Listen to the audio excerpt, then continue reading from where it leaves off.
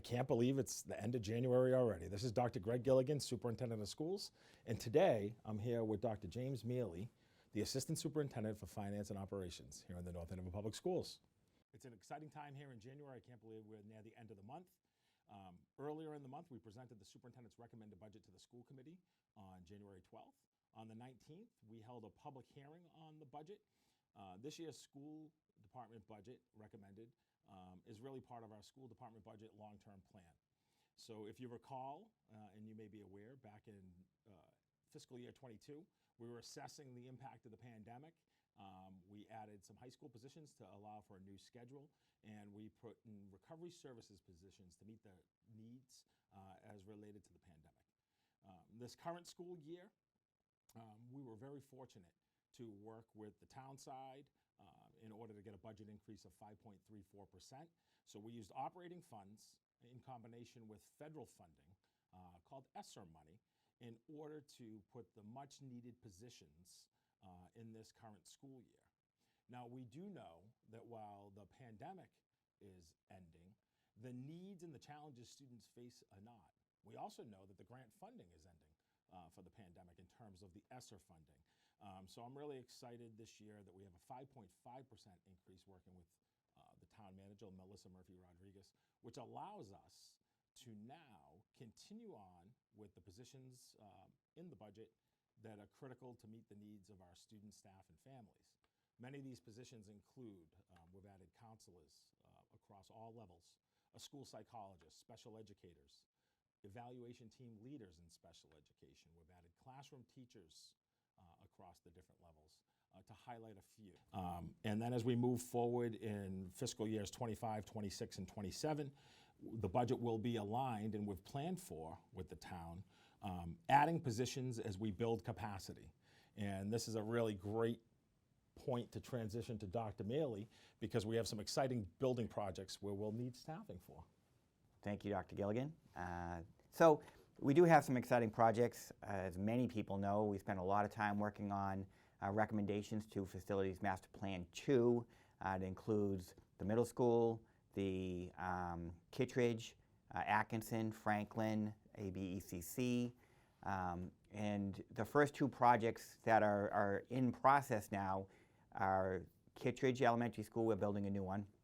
Very exciting that we were accepted into the MSBA program, and we are currently working with them to meet their deadlines on the deliverables. We've already provided them with the first four, which included initial compliance certification. The school building committee had to sign that, educational profile questionnaire, and an online enrollment projection. The next two include certification of our enrollment and our maintenance and capital planning report that we provide to them.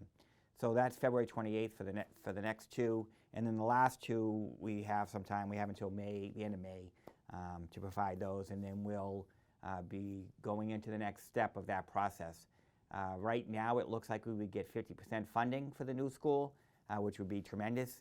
Both of the first two projects require no additional taxpayer funding, so that's great. We would anticipate that construction on Kittredge could start not next summer, but the summer after that. In the middle school project, which we are fully funding with help from Melissa Rodriguez, again, no impact on the taxpayer.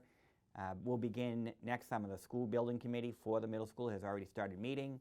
We have a design firm, and we will work on the specifications and the cost estimates to come forward to town meeting in May for approval of construction funds for that, which we would anticipate sometime this summer starting.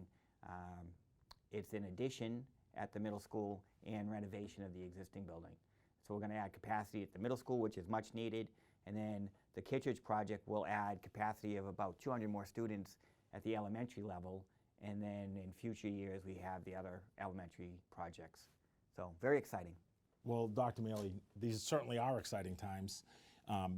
Talking about the future long-term planning in the budget, so when we get through this upcoming school year and we move to FY 26, 27 and beyond, we have worked closely with the town. We'll need to maintain the services in which we've added in terms of staffing particularly the last 2 years. And then as projects come online, we'll be adding positions to meet the increased capacity and needs for our students. I think one of the things that's really exciting, and we heard it a lot in the public forums, these spaces are not only about addressing class size, and we've had class size challenges over the years. These are about providing appropriate 21st century educational spaces. So that's appropriate spaces for special education, for English learners, for speech pathology, physical therapy, all the different things that are required that were not maybe back in 1949 or 1954. So that's very exciting.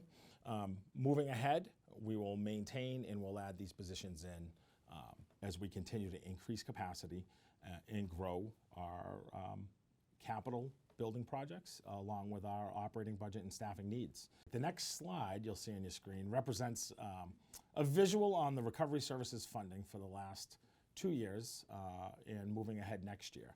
So for the last couple of years, we've looked at really 3 sources to fund the much needed positions as it related to the pandemic. We relied on operating budget, recovery services funding, and ESSER funding. And so this most current school year, we had a 5.34% increase, and staffing in that budget was a little bit over $2 million, and roughly half of it was covered through our operating budget increase of 5.34%, and we covered the other half, just a little over $1 million with federal grant funding called ESSER, and that covered it for this current school year that added those necessary positions. Moving ahead next year, the operating budget increase of 5.5% will now cover the grant funding, which is going away. These positions are critical for North Andover. They're part of our long-term plan, and they're also critical today. And we're really excited that we have the opportunity to have a sustainable budget, and we've been able to do so working with the town manager, the various boards, And one point of clarification, Dr. Gilligan, is as you look at this slide, that funding includes the positions, but is not made up of just positions. There were a lot of materials and supplies, and among other things, people saw the tents. All of those things that got us through the pandemic are included in this funding, not just positions. So that's why you'll see more in each category than the amount you're talking about for positions. That's a great point, Dr. Mealey. Think back, and it was just a short time ago, I think it was last spring, that we were still handing out test kits, and we were handing out masks to staff. So that included PPE, that included a lot of health-related costs.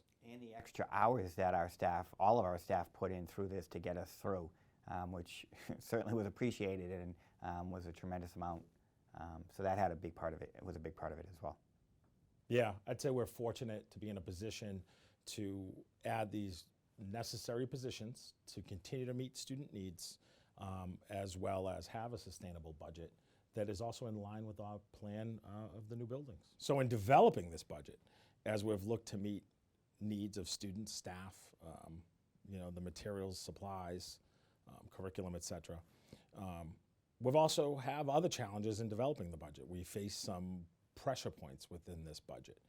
So for example, it's no surprise to folks, you've seen it at the grocery store, that our contracted services, supplies, materials, there is inflation, and we're seeing increased costs. I think everyone has been talking in the community, not just in North Andover, but Massachusetts, around increased utility costs, electric bills going up, things of that nature. We also have our annual contractual obligations, which are the COLA increases, cost of living, as well as steps, columns. Teachers move up with experience and obtain higher degrees. We are looking at also extended school year. The pandemic certainly has exacerbated some of the needs, particularly around some of our special education needs, and our need to provide services in the summer has increased, and that's what we call extended school year. Dr. Mealey, transportation costs. Yeah, so you skipped the first one, 403B match. That's just basically that the teacher's contract provides for a match by the district of $250 if they contribute to a 403B, a maximum of. And we've seen that tick up quite a bit, probably doubled in the amount of people who are taking advantage of that, and that's why that's up. It went from about $30,000 cost to about $60,000. Transportation, we're going out to bid this year. We're finishing up the 5th year of a 3-year contract that had 2 one-year options for us, and we'll bid out the same. It benefits us to do a 5-year contract with those 2 one-year options at the end that are up to us.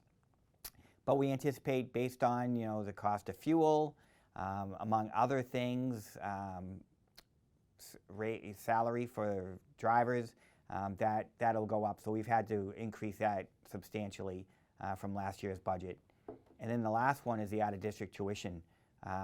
The OSD, which stands for Operational Services Division in the state, is allowing a 14% increase, which is pretty much unprecedented increase in tuition for private schools that we send our students out of district to.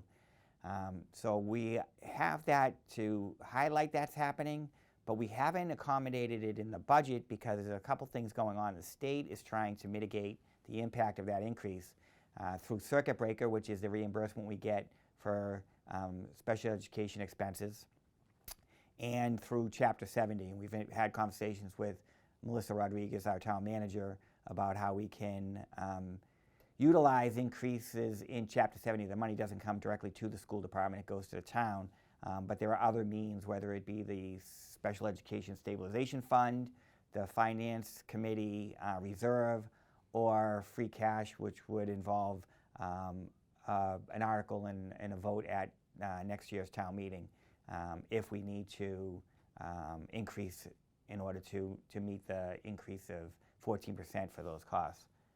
So those are the pressure points on our budget. Absolutely. So in summary, Dr. Mealey, the FY23 operating budget was a little over $57 million. Level services, so to keep what we have this school year to go into the next school year, is $2.1 million. Recovery services position was a little over $1 million, and so our total budget increase, which would be the 5.5%, would be $3,146,946 for a total FY24 school operating budget of $60,364,146.